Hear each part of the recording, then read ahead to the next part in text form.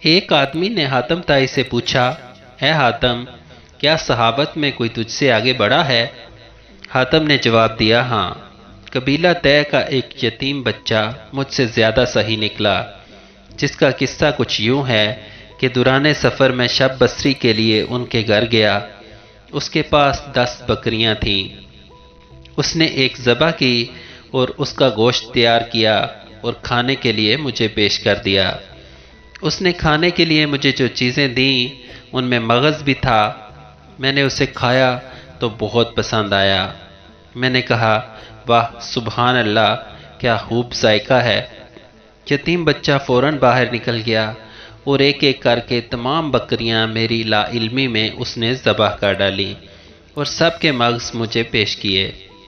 جب میں کوچ کرنے لگا تو کیا دیکھا کہ گھر کے ارد گرد ہر طرف خون ہی خون بکھرا پڑا ہے۔ میں نے اس سے کہا، آپ نے تمام بکریاں کیوں ذبح کیں؟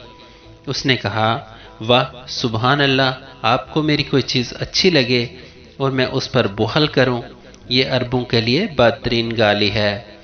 حاتم سے پوچھا گیا کہ بدلے میں آپ نے اسے کیا دیا؟ انہوں نے کہا، 300 سرخ اونٹنیاں اور 500 بکریاں۔ ان سے کہا گیا، تو پھر اس سے بڑے صحیح تو آپ ہوئے؟ انہوں نے جواب دیا، نہیں، وہ مجھ سے زیادہ صحیح ہے، کیونکہ اس نے اپنا سب کچھ لوٹا کر سخاوت کی، جبکہ میں نے تو اپنے بہت سے مال میں سے تھوڑا سا خرچ کر کے سخاوت کی۔